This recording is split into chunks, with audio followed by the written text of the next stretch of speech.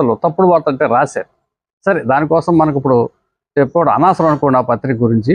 అయితే ఏంటి సక్సెస్కి అసలు కారణం? ఎందుకు ఇలా సక్సెస్ అయిపోతుంది? తెలుగుదేశం పార్టీ ఒకటేనా? ప్రాంతీయ పార్టీలు ఇంక లేవా? అనేక పార్టీలు ఉన్నాయి. ఎంతోమంది, రాజశేఖర రెడ్డి గారు కావచ్చు, గతంలో అనేక మంది పార్టీలు నడిపారు.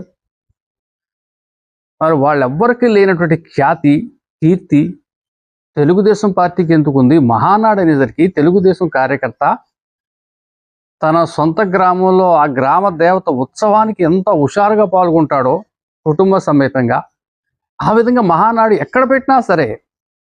మీకెందుకు ఇప్పుడు కడప మహానాడు అంటే గోదావరి జిల్లా నుంచి భారీగా జనం వెళ్ళిపోయారు.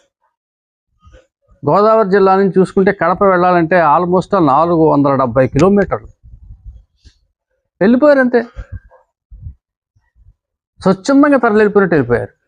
ఏంటి ఆ ఇంట్రెస్టు? ఏంటి అంటే,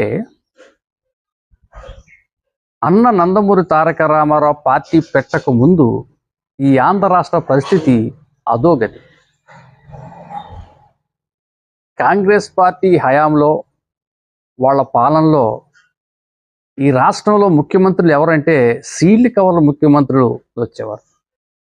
ప్రజలు కోరే ముఖ్యమంత్రి, ప్రజల నుంచి ప్రత్యక్షంగా కానీ పరోక్షంగా కానీ ఎన్నుకోబడిన ముఖ్యమంత్రి ఉండేవాడు కాదు.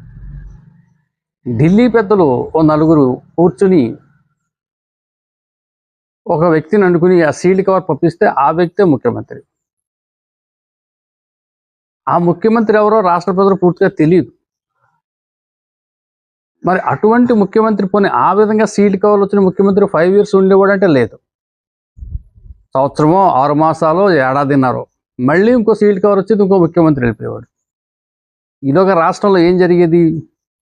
రాజకీయ అస్థిరత వచ్చేది,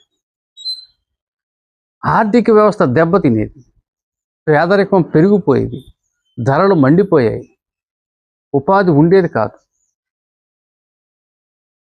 రాజకీయ అస్థిరత అనేది ఎప్పుడైతే వచ్చిందో రాష్ట్రం ఆటోమేటిక్గా అధోగతి పాలైపోతుంది. దీనికి తోడు అప్పట్లో శాసనసభ్యుడు కావాలి అంటే అతను ఉన్నటువంటి గ్రామంలో మినిమం ఒక 500 నుంచి ఒక 100 నుంచి ఒక 500 ఎకరం అయితే భూస్వామి అయి ఉండాలి. పట్టణ వాసి అయితే ఒక ఇండస్ట్రియలిస్ట్ అయినా అయి ఉండాలి. అతనికి ఆ రోజుల్లో ఒక మినిమం ఒక అంబాసిడర్ కారు, ఆ రోజుల్లో అంబాసిడర్ కారు కానీ లేకపోతే